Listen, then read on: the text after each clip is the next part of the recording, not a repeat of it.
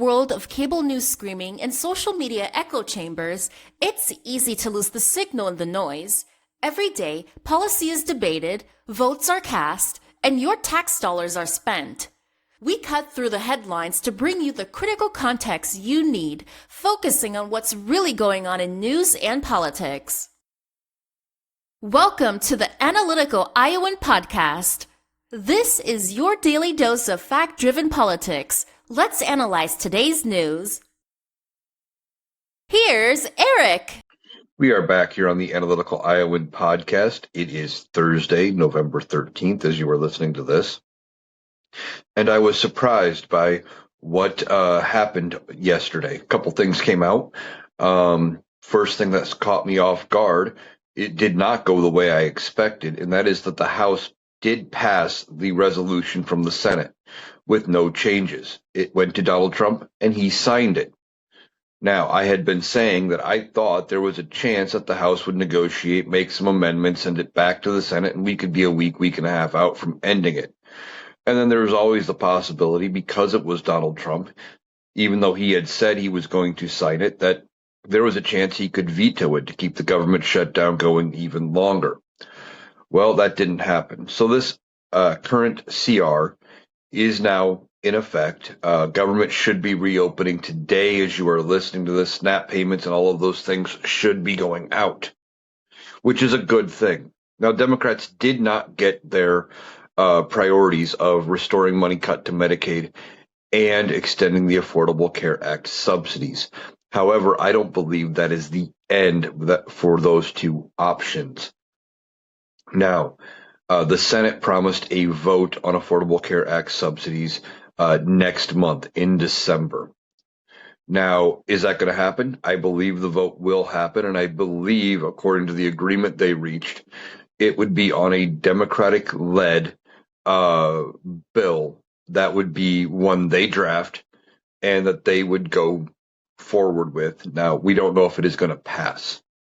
However, as continued public outcry starts happening and as people are getting the sticker shock from their premiums for next year, there is a chance that Senate Republicans will cave and side with Democrats to extend the Affordable Care Act subsidies for a year, for 2 years, something like that, kick the can down the road. Now, why would they do that? Well, they're starting to break from Donald Trump. And when it is no longer tied to this government shutdown, and they gave Donald Trump the win over the shutdown, they can spin this as a win for Donald Trump and a win for Republicans by saying something like, well, Democrats wanted it indefinite, but we caught them down to, just 2 years. Look at us. Look at how fiscally responsible we are, that kind of thing.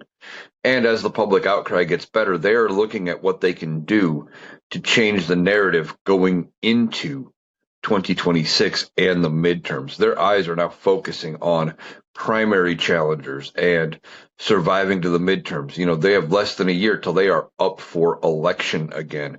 At least a third of the Senate and all members of the Republican-controlled House of Representatives. Now, beyond that, one of the things I suggested that could happen, and it still might, is that Mike Johnson may get called for a motion to vacate the chair, which that is a way to remove the Speaker of the House. Now, this is something that is set up in the rules when the House starts over, which they start over every 2 years on January 3rd, and they pass a rules package. Now, when Nancy Pelosi was Speaker of the House, they did not have a motion to vacate. They could not call her to question, basically. They said, okay, if you vote me in, I'm in until our 2-year term is up. And that's exactly what happened. But Kevin McCarthy, in his effort to be Speaker, he wanted to be Speaker of the House so badly that he gave up the farm to Republicans in order to get the job. It took him 17 votes to finally land on Kevin McCarthy. And one of the things he had to promise them was that they would put the motion to vacate back in the rules. And they had it down to as low as 1 vote. I think with this new rules package for the Congress we are currently in, it's either at 5 or 7. It's still a really low number, but it's slightly higher than 1. Now, why would they call to vacate the chair? Well, there's 3 or 4 different reasons why they would vacate Mike Johnson. If this funding resolution for passing the Affordable Care Act subsidies goes through. And Donald Trump is pissed about it. He may try to get rid of Mike Johnson. So he might try to get rid of Mike Johnson because of that. Now, that's more of an outside one. And I thought he could end up getting vacated either as a way of delaying opening the government, because the longer they were delayed, that was less time Donald Trump had to answer for the Epstein files. And I thought that there was a chance that he could get vacated yet because of the Epstein files, and that still might happen. There is going to be a vote next week on the Epstein files. We're going to talk about that in a little bit. But when that vote happens, and it looks like Republicans are breaking ranks, Donald Trump may get pissed and call some MAGA supporters in Congress and say, get rid of Mike Johnson, fire his ass. Because that's how Donald Trump is. He only cares about what you bring to the table for him right now.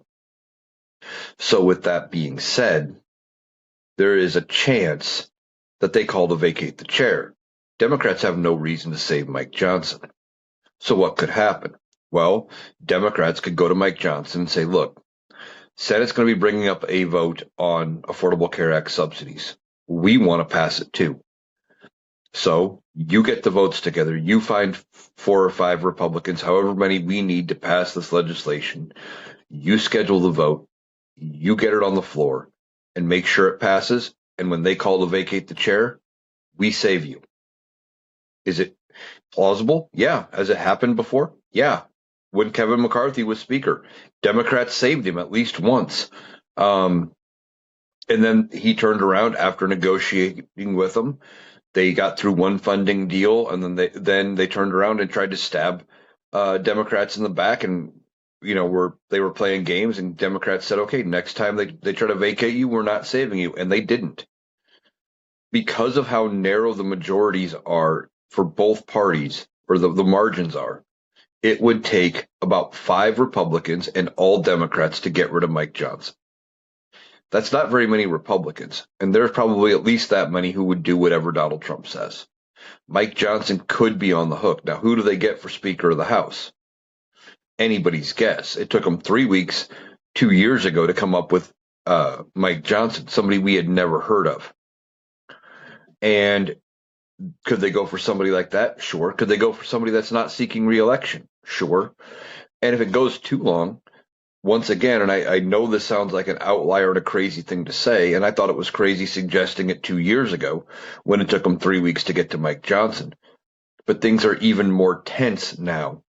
It is entirely possible that several Republicans say, you know what, screw this. We're tired of being divided.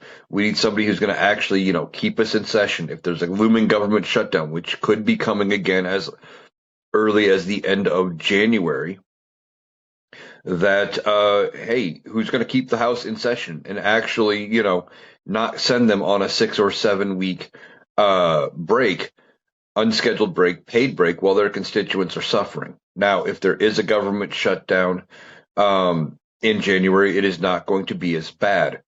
Why? Because of this deal that went through. Okay, the deal that they passed does have certain things in it. It does allow for SNAP benefits, food stamps, and those kind of benefits to be paid through the end of September.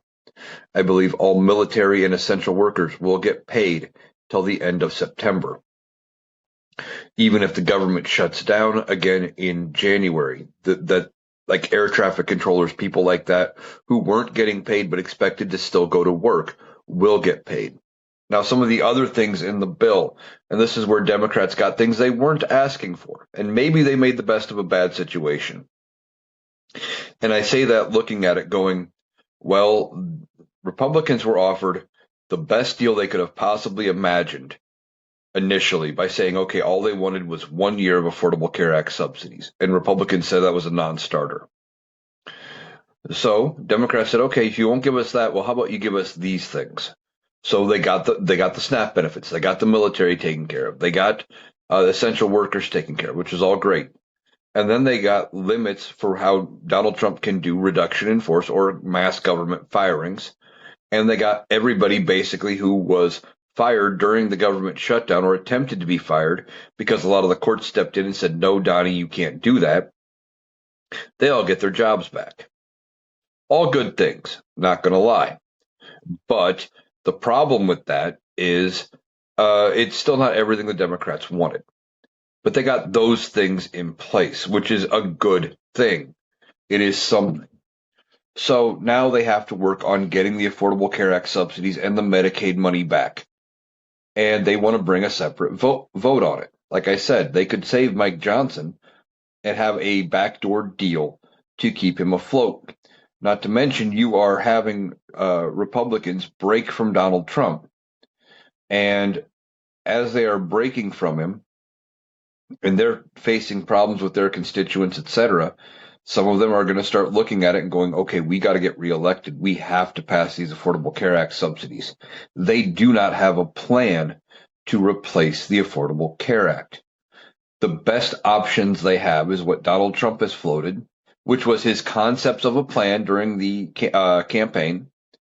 You had one member of the House of Representatives, I do not remember which one, who was a Republican, said, well, they just have to come up with something better because that's a brilliant plan.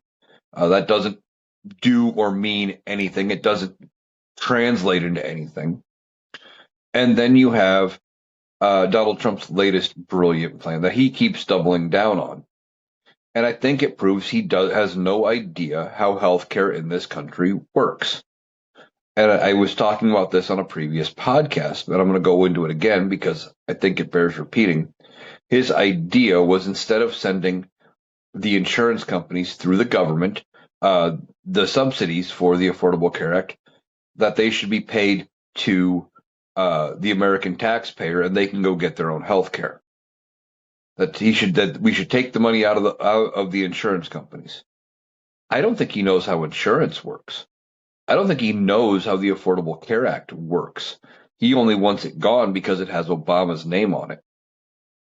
Now, what they want to do, or what he's suggesting, is saying, okay, we're just going to send you checks, okay? So, and I'm going to make it simple. If you were getting a subsidy of $100 a month, they would send you either a $100 check every month or a $1,200 check once a year, something like that.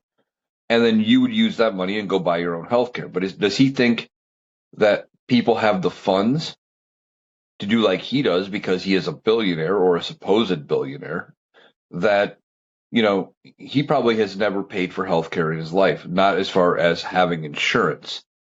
He probably just goes and pays out of pocket prices because he can, and he doesn't have to deal with it. He doesn't have to deal with any of the problems with insurance. Insurance is not a perfect system because they have problems like prior authorizations, where if they don't think you've tried all of the right options, they can say, well, go back to your doctor, try 3 more things before we will approve this medication. Or they need your doctor to sign off.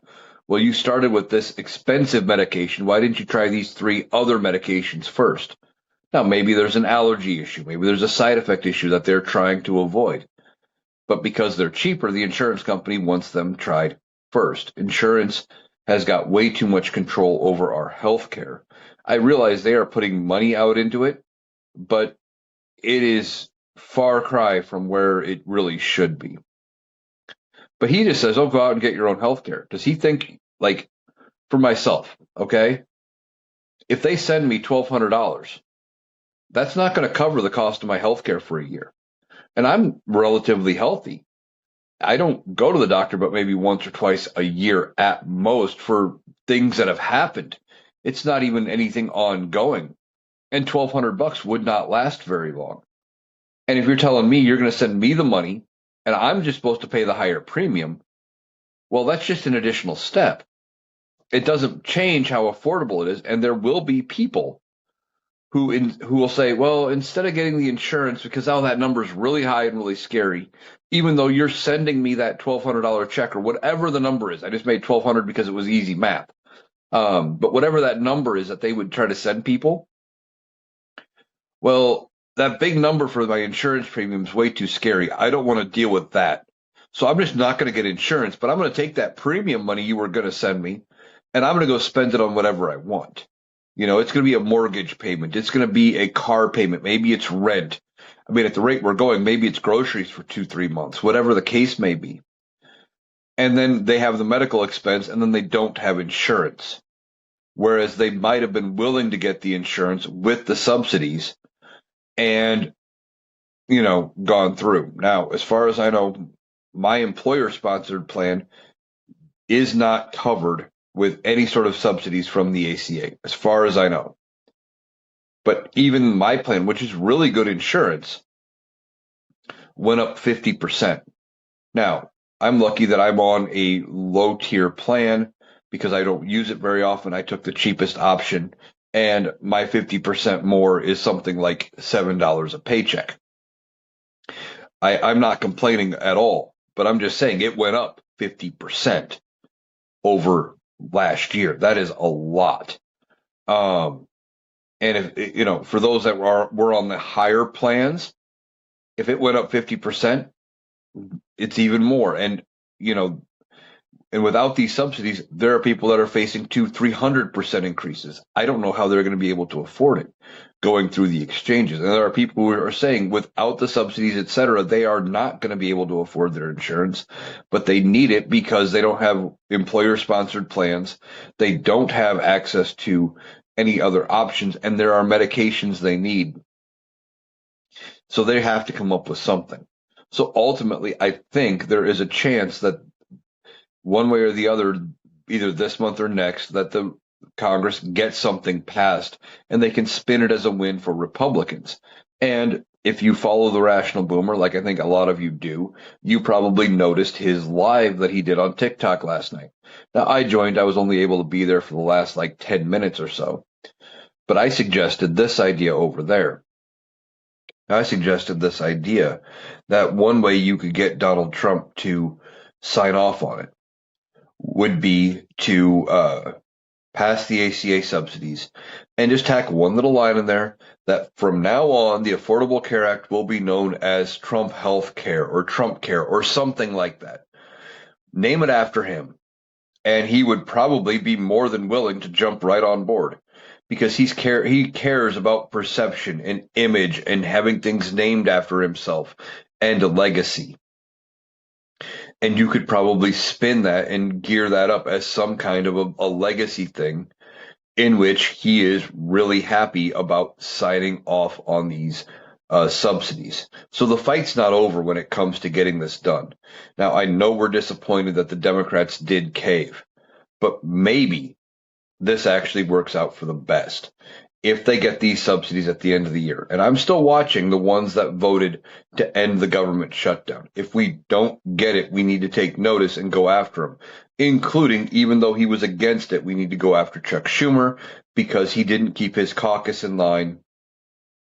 And if he wasn't for it and he didn't orchestrate it, then what good is he as a leader if he couldn't keep his party going?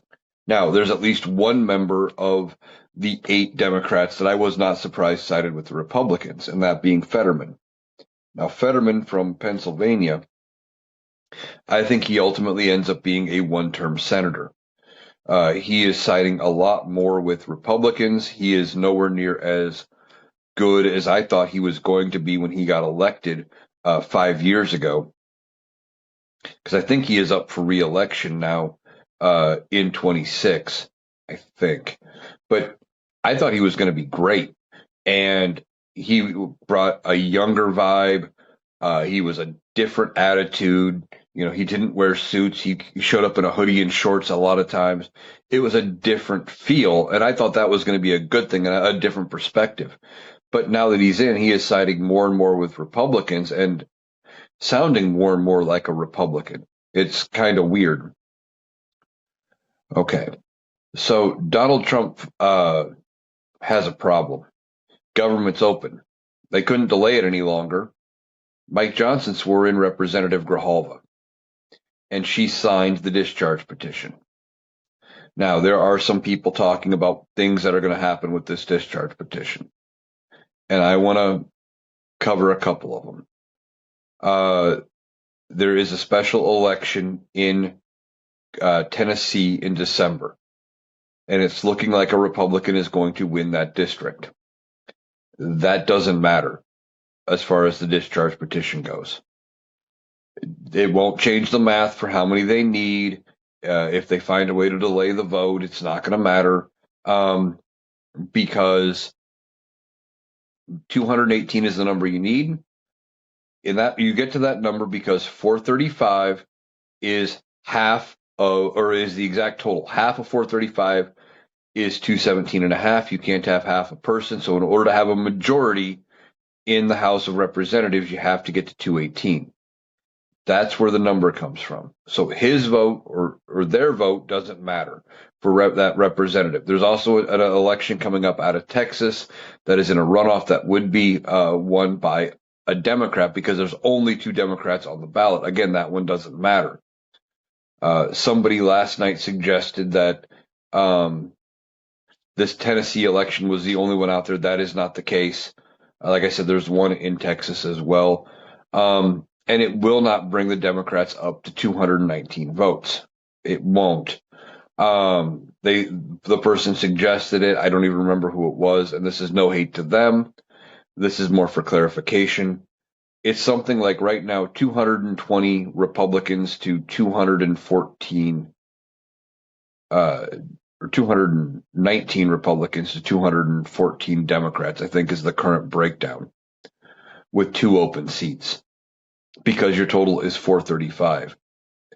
If this election would bring it up to 219 each, that would mean that we had 438 in the House, and that's 3 more than the total that could be there.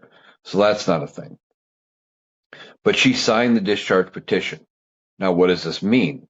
Well, sometime next week, there is going to be a vote on whether or not to release the Epstein files. Now, Donald Trump still wants it buried. He still wants it hidden. He still wants it dead. And it's not happening. Okay. Mike Johnson cannot stop this vote. Now, some people are trying to say, well, he'll come up with something. He's going to tell them, well, look, we'll get you your vote on the Epstein or on the Affordable Care Act subsidies. We'll get it passed if you kill this discharge petition. But that's not good. That's not a thing. He can't stop it. The whole point of a discharge petition is you are going around leadership. You're going around the Speaker of the House. Okay. They're trying to prevent this from coming up. You're coming up saying, hey, we have a majority at 218 people who want to vote on this. Now, it's not a guarantee that those 218 are going to vote to release the files, because it's never a guarantee. But you would assume they would, which means it would pass, and then it would go to the Senate.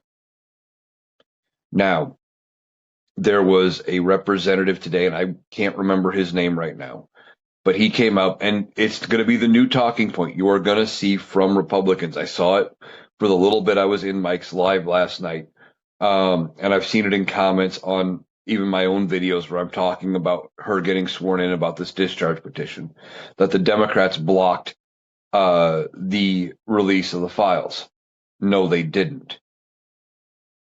Okay, what the Republicans were trying to do, or at least this Republican was trying to do, is he wanted to release the files on unanimous consent out of the House of Representatives. It would still have to go to the Senate. And we don't know if it's going to pass the Senate. And ultimately, if it doesn't pass with a large enough margin, Donald Trump can veto it with no problem. Now, one of the things with that is, why did the Democrats block it on unanimous consent? Because they know they have the votes to pass it anyway. And this is not about actually passing a motion to release the Epstein files, because they know Donald Trump is going to block it. He's going to veto it. And they don't even know if it's going to pass the Senate.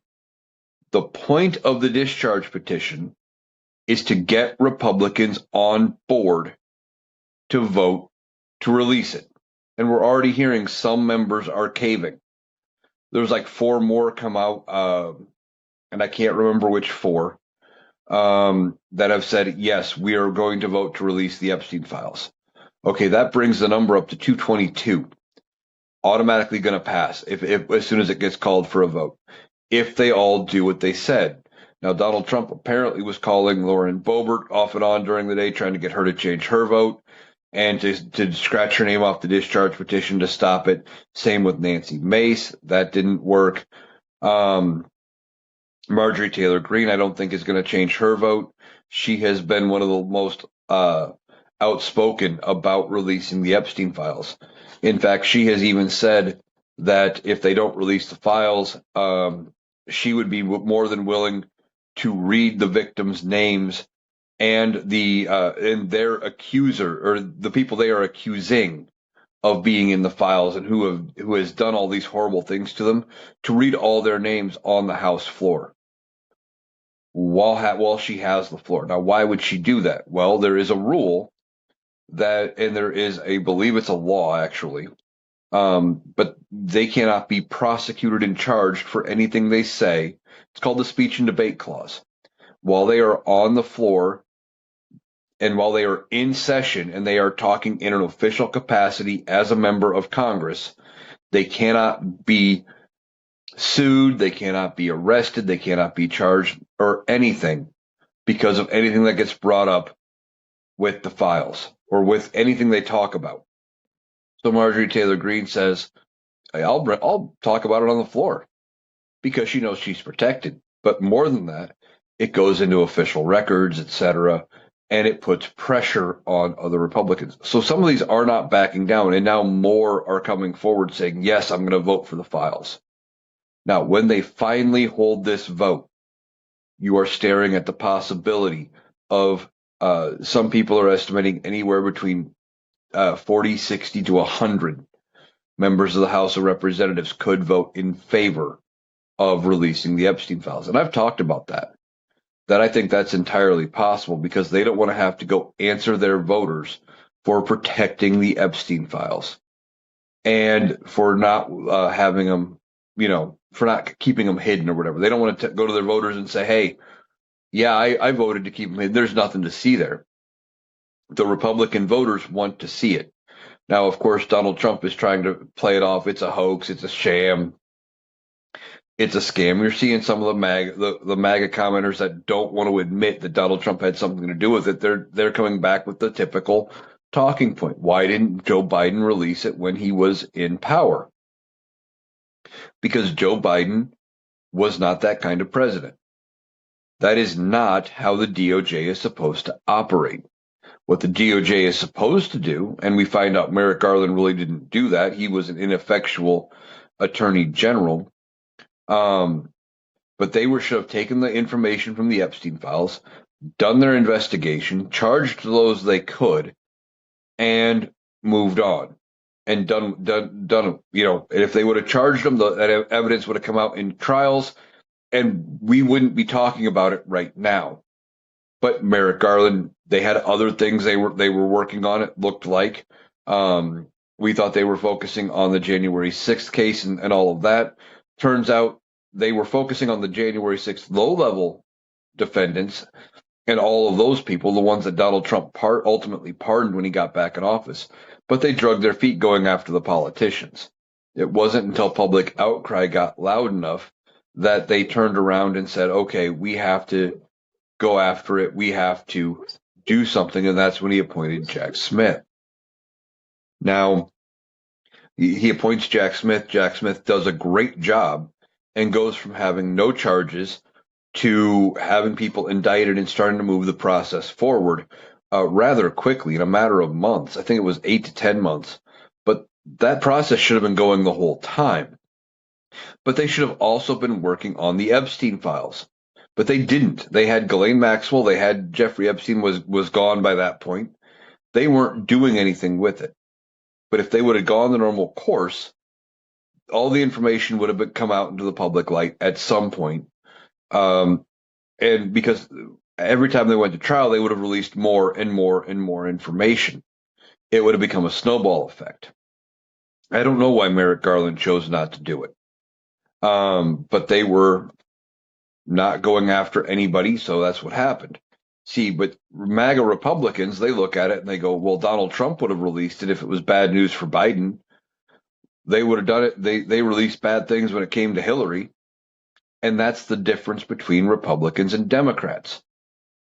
Republicans are looking at it going, how can we cheat? What can we do?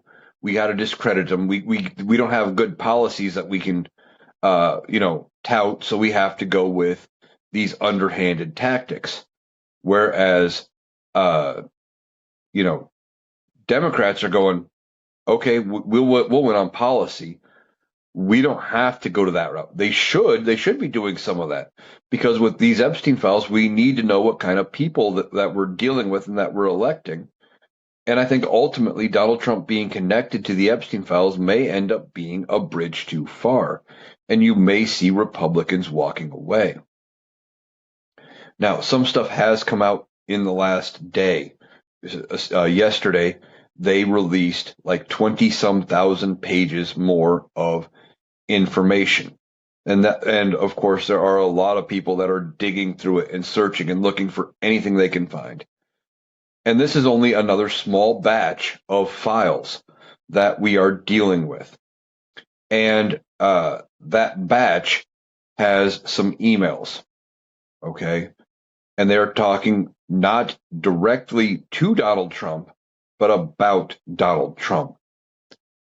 And one of the things they talk about in there, Jeffrey Epstein is talking to this Michael Wolff, who is an author, and says that Donald Trump, I believe that's who he was talking to. I may get the recipient wrong. But anyway, they were talking about Donald Trump being at one of Epstein's properties with a young underage woman for hours.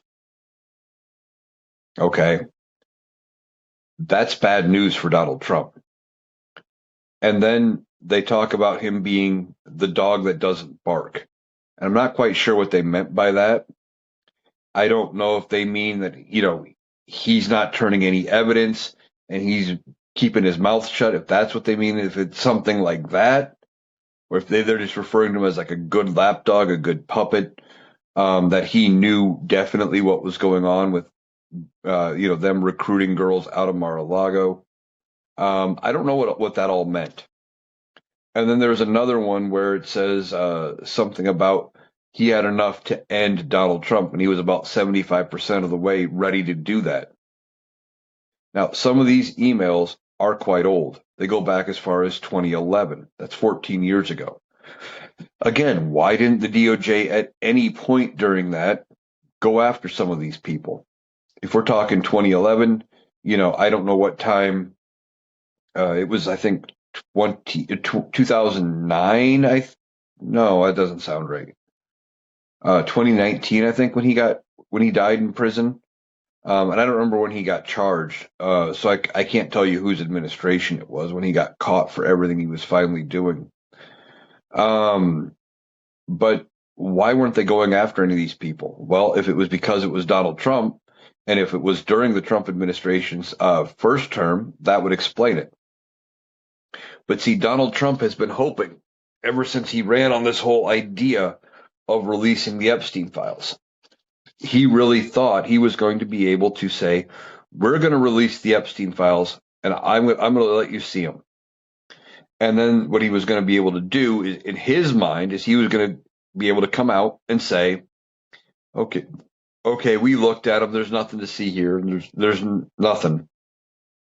And his base would go, yeah, okay, and move on. And they're not doing that. And he doesn't know how to react. He doesn't know what to think. He doesn't know what to do. So he keeps doubling and tripling down. Well, he was the one who brought up releasing the Epstein files. And now some things are coming out and they are being leaked, or released, maybe is a better word, to the media from the House Oversight Committee, which is Republican run. They got these emails from the Epstein estate. Okay. And the Epstein estate had to preserve them because of the criminal proceedings that had been going on, not only against Jeffrey Epstein, but against Ghislaine Maxwell and potentially any other co-defendants that were brought up, not to mention any civil cases, etc. So these are being released, and now Donald Trump is, of course, trying to spin away from it. He's trying to divert and distract from it. And I don't know if this was the reason the House passed it so quickly, was so it could give Donald Trump something positive to talk about and try to get away from the fact these files came out, or if these files came out because they passed it, because this is a sign of Republicans breaking from Donald Trump. And they're starting to walk away. Like I said, we have 4 or 5 Republicans additionally saying they are going to vote to release the Epstein files. Now, what could happen with all of this? Donald Trump has been minimally linked at this point in the files. And as this keeps going, there's going to come to a point where there's more evidence. Okay. Now, what happens if passes the House with 100+ votes? Okay. And let's just say they get to the bare minimum. They get to 60 in the Senate, but it passes and Donald Trump vetoes it because we know he will. And I don't even care if it's what they consider a regular veto, which is he vetoes it, it goes back to Congress and they have a chance to pass it. Or I believe there's also something where it's called a pocket veto, where he can veto it and he has so long to veto it, or when he does veto it, Congress has so long to act. And if they're out on a recess or a holiday break and they don't act, that they don't get a chance to bring it back. I'm not 100% sure about that one. But I've seen other creators talking about it, and I seem to remember hearing something about that before. So I'm not sure if that is or isn't a thing. I will look into it. I'll probably get back to you about it tomorrow. But anyway, if he vetoes it, doesn't matter. Goes back to Congress, assuming they can pass it around his veto. What happens when they do? All the files get released. Donald Trump gets embarrassed. But I had another thought. What happens if he does veto it and they passed it with a wide margin? Maybe not enough to go around his veto, but 60 votes in the Senate, and they pass it with 100 votes to spare in the House. Could they draw up articles of impeachment against Donald Trump? You might think I'm crazy for thinking Republicans would impeach Donald Trump, but they're starting to break from him. You've got Senate Republicans saying, no, we're not getting rid of the filibuster. And they didn't. He was pushing for them to do it daily. They never caved. They never said, yes, sir, we'll do that. No, they didn't. They kept going. Then you had, you'll have this Epstein vote where if they break, we've already seen now, I think 8 or 9 House Republicans saying, yeah, I'll vote to release it. We don't know yet what the Senate's going to do with it. They may end up ultimately voting to pass the Affordable Care Act subsidies, again, against Donald Trump's wishes. The Republicans are starting to break away. So it is possible that when he vetoes the Epstein files, and if he is in them, because they would know with doing things like the House Oversight Committee, they could draft articles of impeachment, Republican-led articles of impeachment. And I know it sounds crazy to think that Republicans would walk away from Donald Trump that far. But what do politicians crave more than anything? Power. Well, they're looking at 26 going, we're getting our asses kicked. Now, I know some people are saying, well, we're not voting Democrat in the midterms. There is going to be so much more shit that comes up beyond this government shutdown. And I know the government shutdown is bad.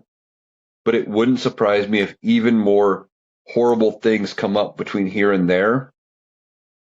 And especially if the scenarios I've thrown out there about maybe they're playing the Republicans to get them to vote on the subsidies, maybe that does happen. Okay. Then the Democrats got that win. Well, then their momentum is right back and they're building. And Republicans are looking at it going, we're getting our asses kicked in the midterms. Now, there's a lot of Republicans that have already said, hey, we're not seeking re-election. They don't want to go out on a loss. And that's good news for Democrats. But again, with Donald Trump and this Epstein thing, if he vetoes it, they could say, okay, we got to rebrand going into the midterms and we got to rebrand for 28. Being connected to Donald Trump, especially with him being in the files, we know what we've already released. We have connections with him to Epstein. And there's more coming, maybe something else, after they have this discharge petition, Maybe the Oversight Committee releases even more that involves Donald Trump. I never thought we'd get even these 2 or 3 emails that mention Donald Trump. I thought these are horrible enough with the way they talk about him and they weren't even to Donald Trump. They're just about him. And I mean, you got to take them for what they're worth, but I didn't think we'd see anything even like that. I thought there was a chance the Republicans would scrub any and all mention of Donald Trump, and you'd never see these until Democrats were back in control of the DOJ. So what happens? They could ultimately impeach him. And if the Republicans lead it, I am going to stick my neck out like I have in the past, and I'm going to say the same thing I've said before. If while the Republicans are in control of the House, I would be surprised if they impeach him and he doesn't get removed. Okay? I think if they bring articles of impeachment against him in the House, they will know they have the votes to get rid of him in the Senate. They will already know that it's coming. Now, maybe they start working on the articles of impeachment and they try to do to him what the Republicans in the 70s did to Nixon and they go, hey, look, Donnie, we know that, that we're looking at impeaching you. We have the votes to impeach you. We have the votes to convict you. You're going to go down.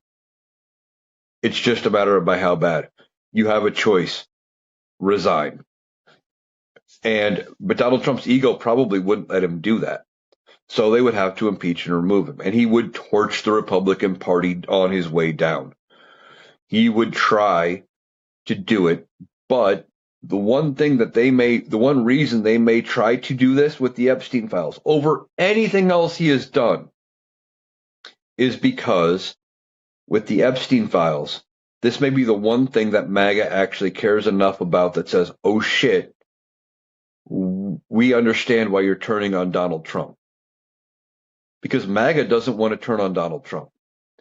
A lot of them revere him, etc., and they don't want to turn on him. And the Republicans haven't turned on him this far because they want to get reelected. Okay, so they want to get reelected, and they need that 30% of the MAGA base that won't vote for you if you've turned on Donald Trump.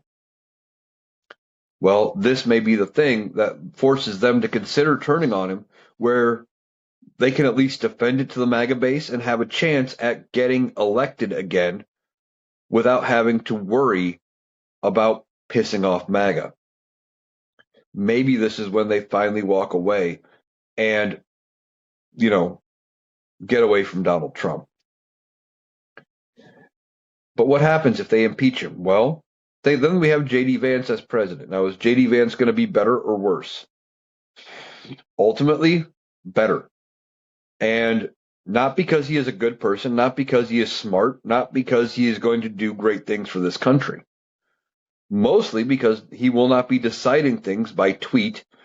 He will not be deciding things at 1 a.m. in the middle of the night when he's awake and can't sleep. He's going to listen to the advice of people. And he's not going to be doing harebrained, half-cocked, half-thought-out ideas, all for posing for posture, etc.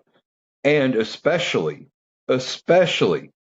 if the House and the Senate have come together, Congress has taken the extraordinary step of doing something that had never been done before and removing a sitting president, that he would probably be staring at going, oh shit, I got to keep my shit together or they're going to remove me too. Now, I want to touch on a couple of things. Mike Johnson will not become the vice president. I know I talk about it a lot, but I still see comments and people talking about, well, when Donald Trump dies, Speaker Johnson becomes VP. No, they do not automatically get appointed and approved up one ladder when there's a vacancy. The only time that happens is from vice president to president. Now, what would happen? J.D. Vance would need to pick a new VP. Now, he would have to pick somebody relatively moderate. And you might be thinking, why? Well, because it requires 2/3 of both chambers of Congress. Both chambers are barely over 50% Republican. They do not have anywhere close to 67% of both chambers for a vote. So they would have to pick a moderate. Okay. So JD Vance picks a moderate.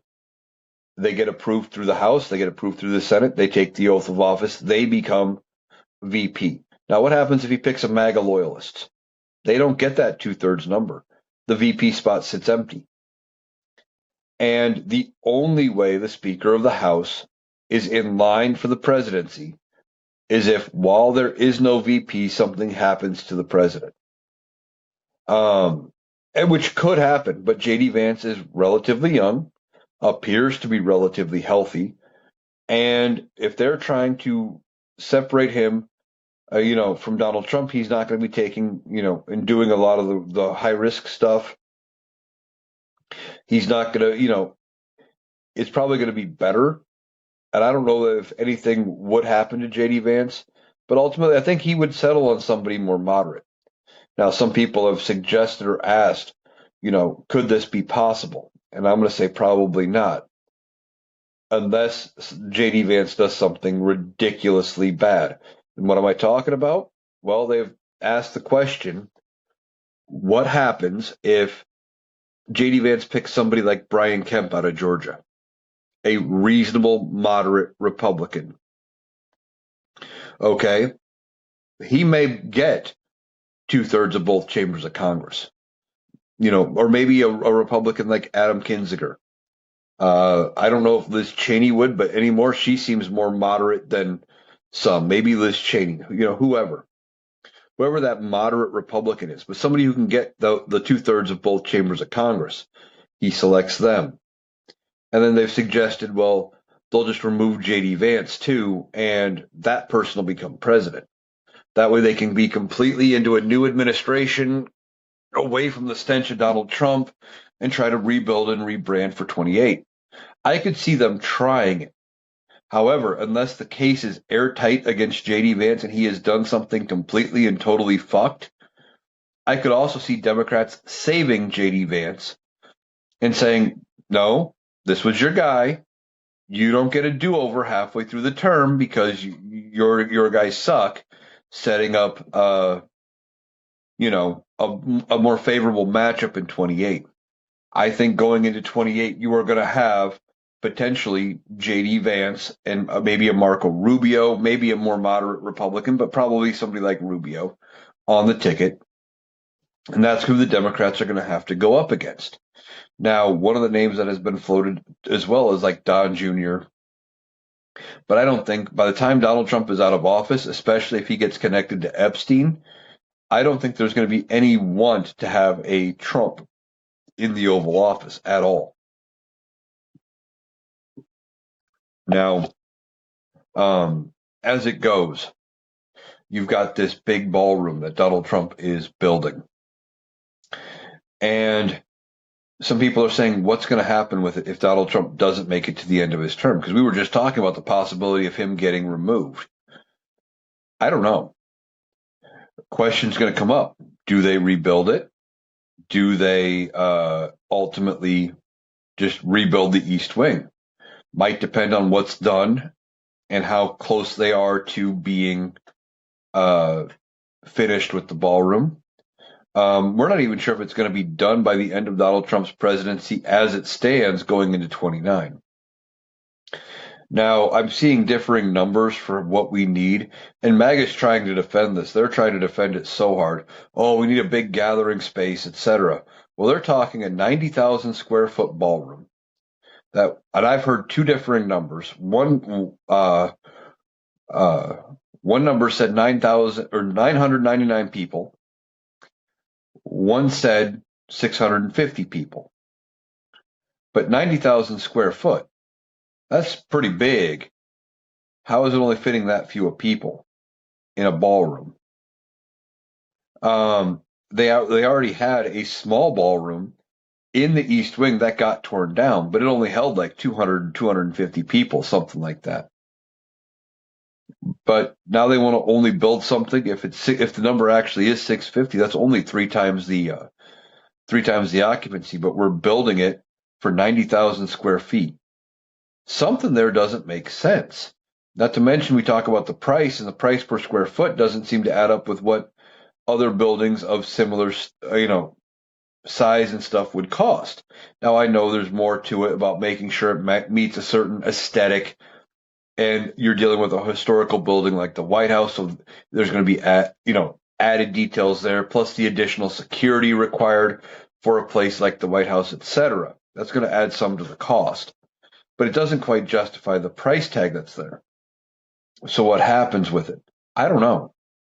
And one thing I have not seen, I had heard somebody was suggesting it in the live last night, but I have not looked into it yet myself, that there was money snuck into this funding bill to fund the government that will pay for the ballroom. Now, I don't know if that's true. That might be a conspiracy theory floating around. Like I said, I have not looked that deep into it yet. But if there is money in there, then that means Donald Trump's whole premise of it's going to be completely private funded and there's not a dollar of taxpayer money is going to be used to build it was a lie. And this may have been part of the plan all along. Try to force some kind of a deal, sneak that in there, make sure that they can get it funded and paid for with taxpayer money. And then while we're so worried about everything else going on, we're not paying attention to them putting it in that bill. It's possible. It could have happened. We'll have to look into it and see. Today is going to be a bad day for Donald Trump. Even though he got the win last night with signing the law opening the government back up, that is going to be a big win. Expect him to crow about that today and talk about how great it was that he finally got him. He got the Democrats to cave and on all of this. But expect more to be coming out of that 20,000 page info dump about the Epstein files. As we hear more and more, as people start combing through it with a fine-tooth comb looking for any references, some of these things are things we had never seen before. And we're only seeing the highlights so far. They've only been out for not even a day yet. And we've already found 3 references to Donald Trump. And they don't make him look good. It's going to get worse for Donald Trump. He is going to have Republicans start to break away from him. He's not going to know how to deal with it because in his mind, they should be loyal to him. He should be able to bully and pressure and put all this campaign against him to do whatever he wants. And now that they're starting to see the writing on the wall, they have no reason to stay inside with Donald Trump other than they think they can get something out of him. And that time is starting to dwindle. Ultimately, this could be the one thing that gets MAGA to turn on Donald Trump. Because MAGA wants to, in their own weird way, I know they have other issues, but when it comes to people doing those kind of things to children, yes, MAGA actually does seem to care, and they do not want to see people do that kind of thing. But they've also been conditioned to believe that it was only Democrats that would be on that list. And now that they are going to be confronted with Donald Trump being on there, some of them are going to start seeing the light, and others are going to try to rebuild reality and try to come up with excuses, etc., move the goalposts, blame Joe Biden for not releasing anything, or come back with the famous, well, what if Bill Clinton's in there? Well, Bill Clinton hasn't been he hasn't been around in politics in 25 years. Doesn't matter. He hasn't been relevant. What's the point? If he's in there, again, we need to know his name and legacy needs to be tarnished. And if there's any sort of criminal or civil thing that can go after him for it, should happen. But that should happen for anybody in those files, period. And I had a MAGA come into my comments on a video I did about this yesterday, asking if I was in the files. That's going to be one of their new talking points, is blaming any Democrat talking about the files being released and any potential connection to Donald Trump, trying to say that, well, you'll be in it. Again, because they are convinced it's going to be nothing but left-leaning people, nothing but Democrats. And the MAGA view, and I think even the Republican Party for a bit, is going to be suffering when these files come out. You could be seeing a massive shift away from the Republican Party as a response to the Epstein files. And that this could be something that does the Republican Party in for a while, above and beyond everything Donald Trump has done, above and beyond everything else going on. This may be the one thing that ends MAGA, ends the Republican Party, and ends Donald Trump once and for all. And he's not doing well handling all of it. And if he is in as bad a shape mentally and physically as what we're talking about, and what we have, as bad as we have said he is, and as bad as he appears to be, the added stress of this big weight that he has been carrying being brought to light, and people talking about it and blaming him and talking about him being with victims and underage girls and all of this as he is trying desperately to get away from it. This may be the thing that not only figuratively does him in as far as MAGA breaking away, Republicans breaking away, etc. The stress from it all may be what ultimately physically does him in. He's not in a good place physically. He's not in a good place mentally. And he's under added stress. And then you add this stress on top of all of that. It could be too much for him. Now, some people are suggesting that this may be his last holiday season, or that he has already seen his last holiday season. Only time will tell if that's the case. But this may not be a very enjoyable holiday season for Donald Trump, as this is hanging over his head. And, he's going to be waiting for it to drop and actually affect him. All right, so I want to thank you for taking the time to join me today. That's everything I got for you today on the Analytical Iowan podcast. Of course, I'm going to be back tomorrow. There's going to be more to talk about, possibly more Epstein-related things, and probably some more crazy things done by Donald Trump in response to everything that was leaked yesterday from the Epstein files. So I will be back tomorrow.